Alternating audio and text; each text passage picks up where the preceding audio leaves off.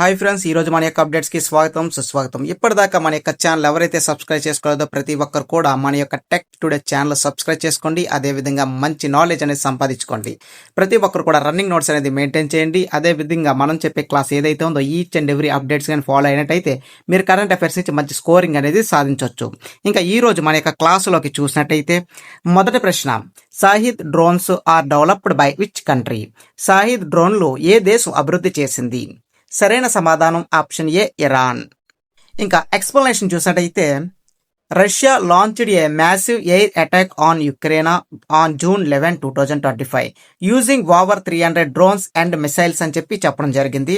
రీసెంట్గా ఉక్రెయిన్కు రష్యాకు జరిగిన యుద్ధంలోని రష్యా మొత్తం 300 డ్రోన్స్ను విడుదల చేయడం జరిగింది. ఈ యొక్క 300 డ్రోన్లు ఏవైతే ఉన్నాయో ఈ యొక్క డ్రోన్స్ని ఇరాన్ దేశం నుంచి తీసుకోవడం జరిగింది. ఆ యొక్క డ్రోన్ ఏమేటి? షాహిద్ డ్రోన్లు తీసుకోవడం జరిగింది. ఇంకా సెకండ్ పాయింట్ చూసినట్టయితే వీటిలోని 250 షాహిద్ డ్రోన్లు ఉన్నాయని చెప్పడం జరిగింది. ఇవి ఇరాన్ తయారు చేసిన మానవరహిత యుద్ధ విమానాలని కూడా చెప్పొచ్చు వీటిని. ఇంకా థర్డ్ పాయింట్ చూసినట్టయితే ఈ థర్డ్ పాయింట్లో ఏం చెప్తారంటే ఈ యొక్క షాహిద్ ఏవియేషన్ ఇండస్ట్రీ ఈ యొక్క డ్రోన్స్ ని తయారు చేసిందని చెప్తున్నారు. ఇంకా ఫోర్త్ పాయింట్ చూసినట్టయితే షాహిద్ 136 డ్రోన్, ఈ యొక్క నేమ్ ఏంటి? షాహిద్ 136 డ్రోన్ ను ఈ యొక్క ఇరాన్ కంట్రీ తయారు చేసింది. దీన్ని ఎవరు తీసుకున్నారు? రష్యా తీసుకోవడం జరిగింది. రష్యా తీసుకొని ఉక్రెయిన్ పైన దాడి చేయడం జరిగింది. అది ఎప్పుడు? June 11, 2025 June 11 అటాక్ అనేది చేయడం జరిగింది. అయితే ఈ యొక్క రష్యా వాళ్ళు ఈ యొక్క షాహిద్ 136 డ్రోన్ కి మరో పేరు అనేది పెట్టడం జరిగింది. దాని పేరే గెరాన్ 2. మరో పేరేటి? గెరాన్ 2 అనే పేరు అనేది పెట్టడం జరిగింది. ఈ యొక్క షాహిద్ 136 డ్రోన్ కి మరో పేరేటి?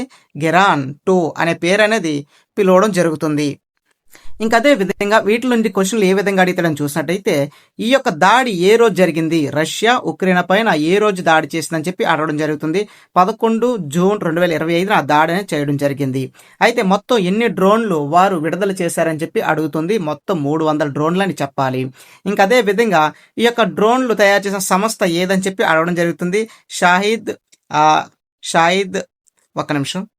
థర్డ్ పాయింట్ లో చూడండి, షాహిద్ ఏవియేషన్ ఇండస్ట్రీ ఈ యొక్క డ్రోన్స్ ని తయారు చేయడం జరిగింది.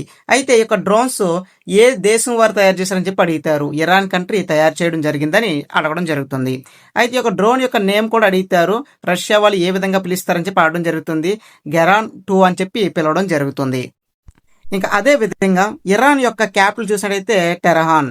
ఇరాన్ యొక్క క్యాపిటల్ టెహరాన్. ఇంకా అఫీషియల్ లాంగ్వేజ్ చూసినట్టయితే పర్షియా. Official language Persia. ఇంకా ప్రెసిడెంట్ నేమ్ అని చూసినట్టయితే మసూద్ పెజిష్కియాన్ ఆ యొక్క దేశం యొక్క ప్రెసిడెంట్ మసూద్ పెజిష్కియాన్. రెండో ప్రశ్న చూసినట్టయితే which organization has released its 2025 state of world population report title the real fertility crisis? Reported title name the real fertility crisis 2025 state of world population నివేదికను ఏ సంస్థ విడుదల చేసింది అని అడగడం జరిగింది. సరైన సమాధానం option B, United Nation population found. United Nation population found the యొక్క రిపోర్ట్ అనేది విడుదల చేయడం జరిగింది. ఆ యొక్క రిపోర్ట్ కి ఏమని నామకరణం చేశారు? ది రియల్ ఫెర్టిలిటీ క్రైసిస్ అని ఒక రిపోర్ట్ ని విడుదల చేయడం జరిగింది. ఎక్స్ప్లెనేషన్ చూసినట్టయితే ఎక్స్ప్లెనేషన్ లోనే మొదటగా ఏం చెప్తారంటే మొదటి పాయింట్ చూడండి. The United National population found released its 2025 state of world population reported title the real fertility crisis అని రిపోర్ట్ అనేది విడుదల చేయడం జరిగింది. అసలు ఈ రిపోర్ట్ దేని గురించి చెప్తుంది ఏంటి అనేది కూడా మనం సెకండ్ పార్ట్ లో చాలా క్లియర్ గా తెలుసుకుందాం. అయితే రిపోర్ట్ నేమ్ అనేది డెఫినెట్ గా అడుగుతారు. రిపోర్ట్ నేమ్ అని చూసినట్టయితే the real fertility crisis. Report name ఏంటి? ది రియల్ ఫెర్టిలిటీ క్రైసిస్ అనమాట. అయితే రిపోర్ట్లో ఏం చెప్తున్నా చూద్దాం. It highlights that 1 in 3 adult Indians face unintended pregnancies.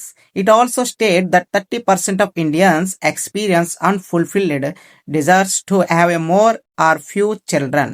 వీరేం చెప్తున్నారంటే ప్రతి 3 వైవాజిన భారతీయుల్లోని ఊహించని గర్భాలను ఎదుర్కొంటున్నట్లుగా ఇది కూడా కనిపిస్తుందని చెప్పడం జరిగింది. అంటే ముగ్గురులోని ఒక వంతు భారతీయులు గర్భానికి సంబంధించి సమస్యలతోటి ఇబ్బంది పడుతున్నారని చెప్పడం జరిగింది. అదేవిధంగా 30% మంది భారతీయులు ఎక్కువ లేదా తక్కువ మంది పిల్లలను కలిగి ఉండడానికి అర్హతలు కాదని కూడా ఇది పేర్కొంటుందని చెప్పడం జరిగింది. ఇక్కడ మనం చూసినట్టయితే చాలా వరకు ఇండియాకున్న పవర్టీ, అదేవిధంగా ఆర్థిక సమస్యలు బట్టి కొంతమంది పిల్లలు కలిగి ఉండొచ్చు, ఉండకపోవచ్చు అనే ఆలోచనలో కూడా సతమతం అవుతున్నారని చెప్పడం జరిగింది.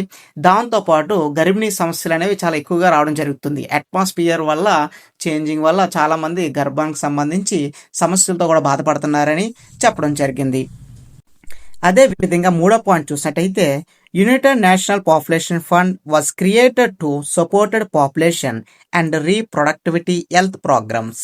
వీళ్ళు ఏం చెప్తున్నారంటే జనాభా మరియు పునరుత్పత్తి ఆరోగ్య కార్యక్రమాలకు మద్దతు ఇవ్వడానికి యునైటెడ్ నేషనల్ పాపులేషన్ ఫండ్ను సృష్టించబడిందని చెప్పడం జరిగింది. ఈ యొక్క యునైటెడ్ నేషనల్ పాపులేషన్ ఫండ్ ఏదైతే ఉందో ఈ యొక్క ఫండ్ యొక్క లక్ష్యం ఏంటంటే జనాభా యొక్క పెరుగుదల, మానవ యొక్క పుట్టుక గురించి వీరు అధ్యయనం చేయడం జరుగుతుంది. మానవ యొక్క పుట్టుదనాన్ని మరింత ముందుకు తీసుకెళ్లేలాగా ప్రెగ్నెన్సీ స్త్రీలు ఎవరైతే ఉంటారో వీళ్ళని దృష్టిలో పెట్టుకొని వీరికి సరైన చికిత్స ఇచ్చే ఉద్దేశంతో ఈ యొక్క ఫౌండ్ అనేది రన్ అవుతుందని చెప్పడం జరిగింది.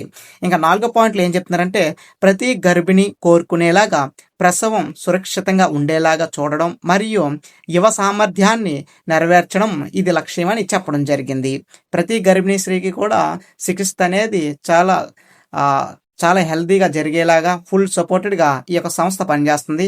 ఆ సంస్థ పేరు ఏటో తెలుసుకొని ప్రతి ఒక్కరూ యునైటెడ్ నేషనల్ పాపులేషన్ ఫండ్ అనేది ఈ యొక్క మెయిన్ ఎజెండా అన్నమాట. 3వ ప్రశ్న, national e Vidhan application is developed under which ministry? సరైన సమాధానం option D, ministry of parliament affairs. ఈ యొక్క ఈ విధాన్ అప్లికేషన్ యొక్క ముఖ్య లక్ష్యం ఏంటంటే డిజిటలైజేషన్ చేయడం, మొత్తం కూడా డిజిటలైజేషన్ చేయడం. ఇక్కడ ఇమేజ్లో చూడొచ్చు అప్లికేషన్, ఈ విధాన్ అప్లికేషన్ డిజిటల్ లెజిస్లేటివ్ అని చెప్పడం జరిగింది. అయితే దీనికి సంబంధించిన ఎక్స్ప్లెనేషన్ కూడా చూద్దాం. ఎక్స్ప్లెనేషన్లోని మొదటి పాయింట్ చూసినట్టయితే the national e Vidhan application was inaugurated for Pondicherry legislative assembly on 9th June 2025 by the union minister of state for information and broadcasting and parliamentary affairs. Puducherry శాసనసభ కోసం జాతీయ ఈ విధాన్ అప్లికేషన్ను కేంద్ర సమాచార ప్రసార పార్లమెంటరీ వ్యవహారాల శాఖ మంత్రి అయిన 9వ జూన్ 2025 ప్రారంభించడం జరిగింది. ఈ యొక్క ఈ విధాన్ అప్లికేషన్ యొక్క ముఖ్య లక్ష్యం ఏంటంటే పార్లమెంట్లో జరిగే ప్రతి అంశం పైన కూడా డిజిటలైజేషన్ చేయాలని, పేపర్ రహిత అప్లికేషన్స్ని మనం పూర్తి స్థాయిలోని తీసుకోవాలని చెప్పడం జరిగింది. టోటల్ కూడా పేపర్లెస్లోని తీసి ఓవరాల్గా డిజిటలైజేషన్ చేయాలని చెప్పడం జరిగింది. ఇంకా సెకండ్ పాయింట్ చూసినట్టయితే e Vidhan application is developed by the ministry of parliament affairs to digital legislative processing across all 32 states and union territory legislative అని చెప్పడం జరిగింది. దేశవ్యాప్తంగా ఉన్న మొత్తం 37 రాష్ట్రాలు, కేంద్రపాలిత ప్రాంతాలు కలిపి చట్టసభలో శాసనసభ కార్యకలాపాలన్నీ కూడా డిజిటలైజేషన్ చెయ్యాలని చెప్పడం జరిగింది, ప్రారంభించడం జరిగిందని చెప్పొచ్చు. ఇంకా 3వ పాయింట్ చూసినట్టయితే it work on the principle of one nation one application. ఇది ఏ విధంగా పనిచేస్తుంది అని చూసినట్టయితే ఈ విధాన్ అప్లికేషన్ అనేది వన్ నేషన్ వన్ అప్లికేషన్ యొక్క ప్రిన్సిపల్ పైన ఇది పూర్తి స్థాయిలో పనిచేస్తుందని చెప్పడం జరిగింది. వాళ్ళు ఏం చెప్తున్నారంటే to bring transparency, paperless functioning and efficiency in a law making అని చెప్పడం జరిగింది. కాగిత రహిత పనితీరు, సామర్థ్యవంతా తీసుకురావడానికి వన్ నేషన్ వన్ అప్లికేషన్ సూత్రం పైన ఈ యొక్క పనితీరు ఉంటుందని చెప్పడం జరిగింది.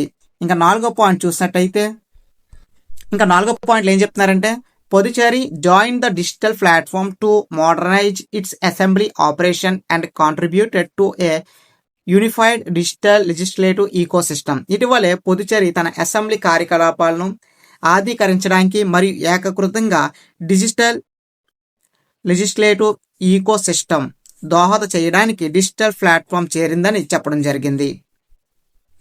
4వ ప్రశ్న చూసినట్టయితే in which state is the recently discussed Gangotri national park located? ఇటీవలే చర్చించిన గంగోత్రి నేషనల్ ఉద్యానవనం ఏ రాష్ట్రంలో ఉంది? సరైన సమాధానం ఆప్షన్ బి ఉత్తరాఖండ. ఉత్తరాఖండ్ అందరికీ తెలుసు. బద్రీనాథ్ ఎక్కడ ఉందంటే ఉత్తరాఖండ్ అని చెప్పొచ్చు. బద్రీనాథ్కి ఆనుకొని వచ్చే నదేటి గంగోత్రి, గంగా అని కూడా చెప్తాం మనం. అయితే గంగోత్రి నేషనల్ పార్క్ కూడా అక్కడే ఉండడం జరిగింది. ప్రతి ఒక్కరూ ఈ విధంగా గుర్తుపెట్టుకోవచ్చు మనం. ఇంకా ఎక్స్ప్లెనేషన్ కూడా చూద్దాం. ఎక్స్ప్లెనేషన్ చూసినట్టయితే Gangotri national park Bhagirath eco sensitivity zone ప్రతిపాదిక వేస్ట్ ఇన్సినేటర్స్ ఆందోళన వ్యక్తం చేస్తూ ఉత్తరాఖండ్లోని ఉత్తరకాశీ జిల్లా వాసులు కేంద్ర ప్రభుత్వానికి లేఖ రాశారు. వాళ్ళ లేఖ ఏమని రాశారంటే, ఈ యొక్క గంగోత్రి నేషనల్ పార్క్ ఏదైతే ఉందో అది భగీరథ ఈకో సెన్సిటివిటీ జోన్ కింద రావడం జరిగింది. ఈ యొక్క జోన్లోని వ్యర్థ పదాలను వేస్టేజ్ అనేది కాల్చడం జరుగుతుందన్నమాట. వీటిపైన ప్రభుత్వాలు చట్టాలు సరిగ్గా పట్టించుకోవట్లేదని చెప్పి వారు యూనియన్ గవర్నమెంట్ కి లెటర్ అనేది రాయడం జరిగిందని వారు చెప్పడం జరిగింది. సెకండ్ పాయింట్ ఏం చెప్తున్నారంటే, భగీరథ నది ఎగువ పరివాహిక ప్రాంతంలో ఉన్న ఈ ప్రాంతం పర్యావరణ సున్నితమైనదిగా పరిగణించబడిందని వారు చెప్పుకోవడం జరిగింది. అంటే రీసెంట్ గా దీని గురించి న్యూస్ రావడం జరిగింది. దీనివల్ల మనకి బిట్స్ కూడా వస్తుంది. అయితే గంగా నది ఎక్కడ ఉందని చెప్పి ఒక క్వశ్చన్, తర్వాత ఈ యొక్క గంగోత్రి నేషనల్ పార్క్ ఎక్కడ ఉందని చెప్పి డెఫినెట్ క్వశ్చన్ అడగడం జరిగింది. గంగోత్రి నేషనల్ పార్క్ అనేది మనకి ఉత్తరాఖండ్లో ఉండడం జరిగింది. అదే విధంగా ఉత్తరాఖండ్కి సంబంధించి కొన్ని మోస్ట్ అప్డేట్స్ అనేవి తెలుసుకుందాం. ఉత్తరాఖండ్ యొక్క సీఎం ఎవరైనా చూసినట్టయితే పుష్కర్ సింగ్ దామిన్ ఉత్తరాఖండ్ యొక్క సీఎం. ఇంకా గవర్నర్ చూసినట్టయితే గుర్మిత్ సింగ్, లెఫ్టినెంట్ జనరల్ గుర్మిత్ సింగ్ ఉత్తరాఖండ్ యొక్క గవర్నర్ అని చెప్పొచ్చు. ఉత్తరాఖండ్ క్యాపిటల్ వచ్చి డెహ్రాడూన్. అదే విధంగా గైరెస్ సైన్ అని చెప్పి కొత్త రాష్ట్రం కూడా ఇవ్వడం జరిగింది. 2 క్యాపిటల్స్ ఉండడం జరిగింది. ఒకటి డెహ్రాడూన్, 2 గైరెస్ సైన్ అని చెప్పొచ్చు. అదే విధంగా ఫోర్త్ పాయింట్ చూసినట్లయితే uniform civil code came into force in Uttarakhand from January 27 నుండి యూనిఫామ్ సివిల్ కోడ్ అనేది ఉత్తరాఖండ్లోని అమలు చేయబడిందని చెప్పడం జరిగింది. అదే విధంగా ఇంకా మన ఇక్కడ చాలా పాయింట్స్ ఉన్నాయి చూడండి. ఇవన్నీ కూడా మోస్ట్ ఇంపార్టెంట్ పాయింట్స్. ఉత్తరాఖండ్ లో జరిగిన ఇవన్నీ కూడా నేషనల్ ఇష్యూస్ అని చెప్పొచ్చు. ఒక స్టేట్ కి పరిమితం అయితే నేను చెప్పకపోదును. ఇది ఉత్తరాఖండ్ లో జరిగిన ప్రతిదీ కూడా ఇది ఒక నేషనల్ కి సంబంధించింది కాబట్టి ప్రతి ఒక్కరు తెలుసుకోవాలి. ఇంకా అదే విధంగా చూసినట్లయితే the Indian first yoga policy was unveiled in Uttarakhand అని చెప్పడం జరిగింది. దేశంలో తొలి యోగా విధానాన్ని ఉత్తరాఖండ్లో ఆవిష్కరించారు. తర్వాత ఆపరేషన్ బాంబీ బకెట్ ని స్టార్ట్ చేసింది కూడా ఉత్తరాఖండ్లోనే. అదే విధంగా చూసినట్టయితే స్థల పర్యావరణ ఉత్పత్తి సూచన అమలు చేసిన తొలి రాష్ట్రంగా ఉత్తరాఖండ్ నిలిచిందని చెప్పడం జరిగింది. Uttarakhand has become the first state to implemented the gross environment product index ని స్టార్ట్ చేసిన రాష్ట్రం కూడా అదని చెప్పొచ్చు. ఇంకా లాస్ట్ పాయింట్ చూడండి. The country's first writer village was inaugurated at Thano village about 24 kilometers from Dehradun. Uttarakhand capital అయిన డెహ్రాడూన్ నుంచి సుమారుగా 24 కిలోమీటర్ పరిధిలో ఉన్న తానో విలేజ్ రైటర్ విలేజ్ గా దాన్ని ఇనాగ్రేట్ చేయడం జరిగింది. రైటర్స్ విలేజ్ గా పిలవడం జరుగుతుందని చెప్పడం జరిగింది. ఇంకా అదే విధంగా చివరిగా చూసినట్టయితే Uttarakhand forest department established Mahabharata vatika in Haldwani అనే ప్రాంతంలోని మహాభారత వాటిక్ ను ఎస్టాబ్లిష్ చేయడం జరిగింది ఉత్తరాఖండ్ ఫారెస్ట్ డిపార్ట్మెంట్. ఇంకా 5వ ప్రశ్న చూసినట్టయితే doctor Srinivas Mukkamala become the first person of India organize to be elected president of each prestigious organization. దీనికి సంబంధించిన సరైన సమాధానం చూసినట్టయితే option C American medical association కి ఆయన the first person of Indian organizer elected president, ఆయన ప్రెసిడెంట్ కింద నియామకం జరిగిందని చెప్పడం జరిగింది. ఏ సంస్థకి? అమెరికన్ మెడికల్ అసోసియేషన్ సంస్థకి మన యొక్క భారతదేశ వ్యక్తి అయిన శ్రీనివాస్ ముకాములా రీసెంట్ గా ప్రెసిడెంట్ పదవి అధిగమించారని చెప్పొచ్చు. ఇంకా 6వ క్వశ్చన్ చూసినట్టయితే on which date is the world day against children labour observed every year. ప్రతి సంవత్సరం కూడా ప్రపంచ బాలి కార్మిక వ్యతిరేక దినోత్సవం ఏ తేదీన జరుపుకుంటారు? సరైన సమాధానం ఆప్షన్ బి 12 జూన్. 12 జూన్ ప్రతి ఏడాది కూడా world day against child labour సంబంధించి జరుపుకోవడం జరుగుతుంది. ఇంకా ఎక్స్ప్లెనేషన్ లో చూసినట్టయితే వీరేం చెప్తారంటే మొదటి పాయింట్ చూడండి. బాలి కార్మికుల వ్యవస్థలకు వ్యతిరేకంగా ప్రపంచవ్యాప్తంగా అవగాహన పెంచడానికి మరియు దాన్ని నిర్మూలన ప్రయత్నాలను ప్రోత్సహించడానికి ప్రతి సంవత్సరం జూన్ 12న ప్రపంచ బాల కార్మిక వ్యతిరేక దినోత్సవాన్ని జరుపుకుంటామని చెప్పడం జరిగింది. అదే విధంగా చూసినట్టయితే సెకండ్ పాయింట్లు ఏం చెప్తున్నారంటే విద్య, ఆరోగ్యం మరియు గౌరవప్రదమైన జీవితంపై బాలల హక్కులు పరిరక్షించడానికి ఈ రోజు ప్రాధాన్యత ఇవ్వడం జరుగుతుంది. ప్రతి ఏడాది కూడా జూన్ 12న బాలికల యొక్క లేబర్ ఏదైతే ఉందో, బాల కార్మికులు ఏదైతే ఉందో దాన్ని అరికట్టడానికి ఈ రోజు ప్రతి ఏడాది కూడా కేటాయించడం జరిగింది. ఇంకా 7వ ప్రశ్న చూసినట్టయితే recently the first ever joint military exercise tiger claw conclude between the special force of the Indian air force and which country? భారతదేశం యొక్క ఇండియన్ ఫోర్స్ కి మరియు ఏ దేశానికి మధ్య ఈ యొక్క టైగర్ క్లా అనే ఎక్సర్సైజ్, మిలిటరీ ఎక్సర్సైజ్ అనేది జరిగింది అని చెప్పి అడగడం జరిగింది. సరైన సమాధానం ఆప్షన్ ఏ, United states air force. United states air force కి భారత ఎయిర్ ఫోర్స్ మధ్య ఈ యొక్క మిలిటరీ ఎక్సర్సైజ్ అనేది జరిగింది. ఇంకా ఎక్స్ప్లెనేషన్ మొదటి పాయింట్ చూసినట్టయితే the first ever joint military exercise, ఇదే మొట్టమొదట మిలిటరీ ఎక్సర్సైజ్ అని చెప్పడం జరిగింది. టైగర్ క్లా, క్లా అంటే అర్థం పంజా అని అర్థం, క్లా అంటే అర్థం పంజా అని అర్థం. Between the special force of the Indian air force and the united states air force successfully conclude at the Garuda regimental training centre. ఈ యొక్క జాయింట్ మిలిటరీ ఎక్సర్సైజ్ అనేది ఎక్కడ జరిగిందని చెప్పి క్వశ్చన్ అడిగితారు. అది ఎక్కడని చూసినట్టయితే గరుడ రిగ్మెంటల్ ట్రైనింగ్ సెంటర్లోని ఈ యొక్క ఈవెంట్ అనేది జరిగింది.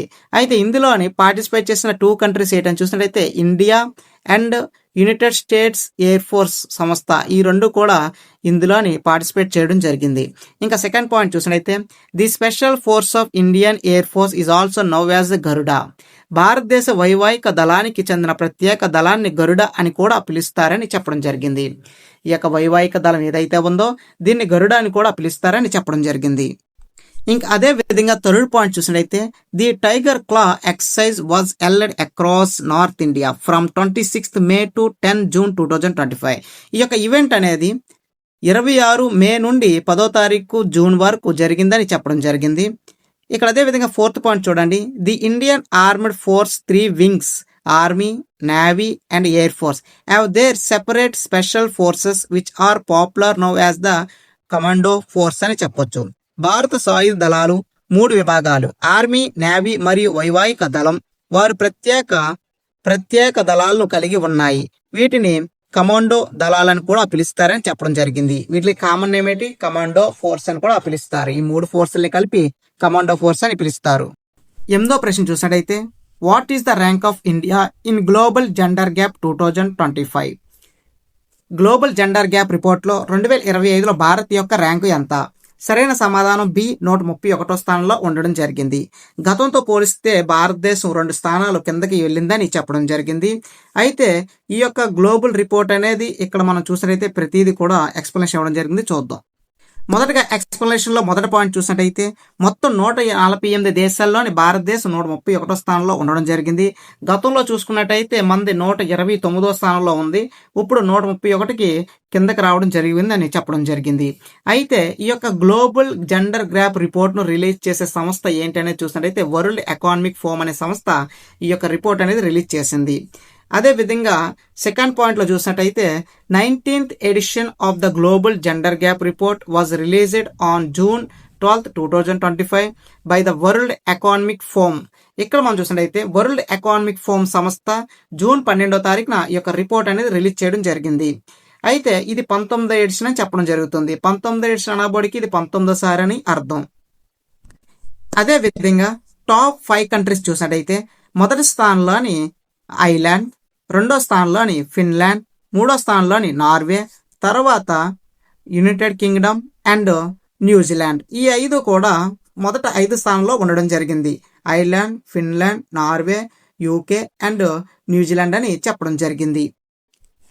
ఇంకా 9వ క్వశ్చన్ చూడండి. ఈ 9వ క్వశ్చన్ ఏంటంటే రీసెంట్గా గుజరాత్లోని ఫ్లైట్ అనేది క్రాష్ అవ్వడం జరిగింది. అయితే అందులో చాలా మంది వరకు చనిపోవడం జరిగింది. అయితే దానికి సంబంధించి మనకి ప్రశ్న అడిగే అవకాశం కూడా ఉంది. Which Air India plane crashed in the plane accident in అహ్మదాబాద్లో జరిగిన విమాన ప్రమాదంలోని ఏ ఎయిర్ ఇండియా విమానం కూలిపోయింది అని చెప్పి అడగడం జరుగుతుంది. సరైన సమాధానం సి, బోయింగ్ 737-800 బోగి కూలిపోయిందని చెప్పాల్సి ఉంటుంది. Option C. ఇక్కడ మనం చూసినట్లయితే గుజరాత్లోని అహ్మదాబాద్ నుంచి లండన్కు బయలుదేరిన ఎయిర్ ఇండియా విమానం ఏదైతే ఉందో బోయింగ్ 787 విమానం ఏదైతే ఉందో టేకాఫ్ అయిన కొద్ది క్షణాలకే కుప్పకూలడం జరిగింది. ఆ యొక్క విమానంలో సుమారుగా 230 మంది ప్రయాణికులు, 12 మంది సిబ్బందులు కలిపి మొత్తం 242 మంది ఉన్నారని చెప్పడం జరిగింది. ఇందులో సుమారుగా 240 మంది వరకు మరణించడం జరిగింది. అదే విధంగా సెకండ్ పాయింట్ లో చూసినట్టయితే ఈ యొక్క విమాన ప్రయాణంలోని గుజరాత్ యొక్క మాజీ సీఎం అయిన విజయ్ రూపానీ కూడా ఇదే విమానంలో ప్రయాణించడం జరిగింది. ఆయన కూడా మరణించడం జరిగిందని చెప్పడం జరిగింది. ఇక డెఫినెట్ గా మనకి 2 క్వశ్చన్లు వచ్చే అవకాశం ఉంటుంది. ఒకటి ఫ్లైట్ నెంబరు, 2 గతం. అంటే ఇక్కడ గుజరాత్ యొక్క మాజీ సీఎం ఎవరైతే మరణించారో ఆయన పేరు అడగడం జరుగుతుంది. ఆయన పేరు విజయ్ రూపానీ అనే వ్యక్తి మరణించడం జరిగింది. ఇంకా 10వ ప్రశ్న చూసినట్టయితే which organization has released the report titled review of the state of world marine fishery resource 2025. State of world marine fishery resource 2025 పేరుతో ఏ సంస్థ నివేదికను విడుదల చేసింది? సరైన సమాధానం option B food and agriculture organization. ఇంకా 11వ క్వశ్చన్ చూసినట్టయితే what kind of disorder is a Tourette syndrome that was recently seen in news. ఇటీవల వార్తల్లో కనిపించిన టూరెంట్ సిండ్రోమ్ ఎలాంటి రుగ్మతి అని చెప్పి అడగడం జరిగింది. సరైన సమాధానం ఆప్షన్ బి న్యూరాలజికల్ డిజార్డర్ అని చెప్పొచ్చు. ఇది బయాలజికల్ రిలేటెడ్ బిట్ అని చెప్పొచ్చు. మనకి బయాలజికల్ బిట్స్ కూడా చాలా రిపీట్ అవడం జరుగుతుంది. ఇక్కడ మనం చూసినట్టయితే ఎక్స్ప్లెనేషన్ ఏమని చెప్తున్నారంటే టూరెంట్ సిండ్రోమ్ అనేది నాడీ సంబంధిత రుగ్మత. ఇది అకస్మాత్తిక సంకల్పత కదలికలు లేదా సంకోచనలు అని పిలువబడే స్వర్ణ శబ్దాలకు కారణమవుతుందని చెప్పడం జరిగింది. ఇంకా సెకండ్ పాయింట్లో ఏం చెప్తున్నారంటే ఇది సాధారణంగా 2 మరియు 15 సంవత్సరాల మధ్య ప్రారంభం అవుతుందని, ప్రారంభ సంఘట వయసు 6 అని చెప్పడం జరిగింది. ఇక్కడ మనం చూసినట్టయితే ఈ యొక్క టూరెంట్ సిండ్రోమ్ అనేది ఏదైతే ఉందో ఇది నాడీ సంబంధిత రుగ్మత అని చెప్పడం జరిగింది. అయితే ఇది సాధారణంగా 2 మరియు 15 సంవత్సరాల మధ్య ప్రారంభం అవుతుంది. అయితే ప్రారంభ సగటు వయసు 6 సంవత్సరాలు. మొదట 6 సంవత్సరాల్లోని ఈ యొక్క ఇష్యూ అనేది రావడం జరుగుతుందని చెప్పడం జరిగింది. అయితే దీనివల్ల ఎఫెక్ట్ అయ్యింది సుమారుగా 0.3% to 1% of the global population as highlighted in a recent reports అని చెప్పడం జరిగింది. ఇది ప్రపంచ జనాభాలోని 0.3% నుండి 1% మందికి ప్రభావితం చెందిన ఇటీవల నివేదికలో హైలైట్ చేశారని చెప్పడం జరిగింది. అయితే దీనికి సంబంధించి ఏమని చెప్తున్నారంటే నిపుణులు ఇది 0.3% నుంచి 1% మందికి ప్రభావితం చేస్తుంది. అంటే ఈ యొక్క ఇష్యూ ఏంటంటే కనురెప్పలు మాటికి కళ్ళు ముయ్యడం, తెరవడం, రెపరెప్పలో కొట్టుకోవడం జరుగుతుంది. లేదా శబ్దాలు ఎక్కువ అంటే చెవులో అత్యధికంగా సౌండ్ రావడం కానీ ఇలాంటివి కూడా భారతదేశంలో 0.3 నుంచి 1% వరకు ఈ యొక్క గ్లోబల్ పాపులేషన్ రిపోర్ట్లోని వెలువడించడం జరిగిందని చెప్పడం జరిగింది. అయితే దీన్ని ఏమంటారు అని చూసినట్లయితే టూరెంట్ సిండ్రోమ్ అని పిలువబడడం జరుగుతుంది. ఏమంటారు? టూరెంట్ సిండ్రోమ్ అని పిలవడం జరుగుతుంది. అయితే దీనికి సంబంధించిన క్వశ్చన్ ఏమని అడిగితారంటే blinking and sounding pollution due to అంటే ఇష్యూ డ్యూ టు అని అడగడం జరుగుతుంది. సరైన సమాధానం టూరెంట్ సిండ్రోమ్ అని పిలవడం జరుగుతుంది అని చెప్పొచ్చు. అయితే ఏ వయసు వారికి వస్తుందని చూసినట్లయితే 2 సంవత్సరాల నుండి 15 సంవత్సరాల మధ్య ఎవరైతే ఉంటారో వాళ్ళకి ఈ యొక్క ఇష్యూ అనేది సాధారణంగా వస్తూ ఉంటుందని వారు చెప్పడం జరిగింది. అయితే రీసెంట్ గా ఇప్పుడు మనం the most important recently changed names కొన్నాటికి నేమ్స్ అనేది చేంజ్ చేయడం జరిగింది భారతదేశంలో. అయితే వాటికి సంబంధించిన వివరాలు తెలుసుకుందాం. పోర్ట్ బ్లెయిర్ దీన్ని శ్రీ విజయపురం కింద పిలవడం జరుగుతుంది. పోర్ట్ బ్లెయిర్ అనేది ఏదైతే ఉందో దీన్ని శ్రీ విజయపురం కింద పిలవడం జరుగుతుంది. అదే విధంగా సెకండ్ సారే కాలే ఖాన్ చౌక్ ని బిరాస్ ముండా చౌక్ కింద పిలవడం జరుగుతుంది ఢిల్లీలోని. అదే విధంగా బెంగళూరు సిటీ యూనివర్సిటీకి నామకరణం డాక్టర్ మన్మోహన్ సింగ్ అని మార్చడం జరిగింది. అదే విధంగా అస్సాం గవర్నమెంట్ రీనేమ్డ్ జాగీరోడ్ ఎలక్ట్రికల్ సిటీని రత్న టాటా కింద పిలవడం జరుగుతుంది. ఇంకా అదే విధంగా రాజస్థాన్ ఫయూజ్ సాగర్ సరస్సు వరుణ్ సాగర్ కింద పిలవడం జరుగుతుంది. సిఐఎస్ఎఫ్ ట్రైనింగ్ సెంటర్ ని రాజ్ ఆదిత్య చోల్నా రాజ్ ఆదిత్య చోళన్ అని పిలవడం జరుగుతుంది. అదే విధంగా న్యూ కామన్వెల్త్ గేమ్స్ ఫెడరేషన్ ని కామన్వెల్త్ స్పోర్ట్స్ అని చెప్పి మార్చడం జరిగింది. ఇంకా ఫైనల్ గా చూడండి, Uttar Pradesh zero poverty scheme to be named after doctor B R Ambedkar. Uttar Pradesh సున్నా పేదరిక పథకానికి డాక్టర్ బిఆర్ అంబేద్కర్ పేరు పెట్టాలని చెప్పడం జరిగింది. ఇంకా అదే విధంగా లాస్ట్ గా చూసినట్టయితే సౌరాష్ట్ర క్రికెట్ స్టేడియం కి నిరంజన్ సాహా స్టేడియం అని పేరు మార్చడం జరిగింది. ఇవన్నీ కూడా రీసెంట్ గా మారిన పేర్లు అని చెప్పొచ్చు. కొన్ని సంస్థలకి ఇలా పేర్లు అనేది మార్చడం జరిగింది. డెఫినెట్ గా వీటి నుంచి బిట్స్ అనేది వస్తుంది. అయితే బిట్స్ ఏ విధంగా అడుగుతారంటే రీసెంట్ గా రీనేమ్డ్ ఆఫ్ విచ్ ఇన్స్టిట్యూట్ లేదా రీనేమ్డ్ ఆఫ్ విచ్ స్టేడియం అని చెప్పి అడగడం జరుగుతుంది. ఆ యొక్క ఓల్డ్ నేమ్ అనేది ఇవ్వడం జరుగుతుంది, న్యూ నేమ్ అనేది చెప్పాల్సి ఉంటుంది. లేదా న్యూ నేమ్ అని అడిగితే ఓల్డ్ నేమ్ అనేది చెప్పాల్సి ఉంటుంది. చాలా జాగ్రత్తగా ఇది నోట్స్ అనేది రాసుకొని మీరు కానీ ప్రిపేర్ అయినట్టయితే డెఫినెట్ గా మంచి స్కోరింగ్ అనేది చేయొచ్చు. ఇంకెప్పటిదాకా మన యొక్క ఛానల్ ఎవరైతే సబ్స్క్రైబ్ చేసుకోలేదో ప్రతి ఒక్కరు కూడా సబ్స్క్రైబ్ చేసుకోండి. ఇంకా మన ఛానల్ నేమ్ వచ్చి టెక్ టుడే ఛానల్. ప్రతిరోజు మోస్ట్ అప్డేట్స్ అనేది అప్లోడ్ చేయడం జరుగుతుంది. ఇంకా మీకు ఏమైనా కాన్సెప్ట్స్ కావాలంటే వీడియో కింద కామెంట్ చేయండి, డెఫినెట్ గా రిప్లై అనేది కూడా ఇవ్వడం జరుగుతుంది. Thank you for watching this video.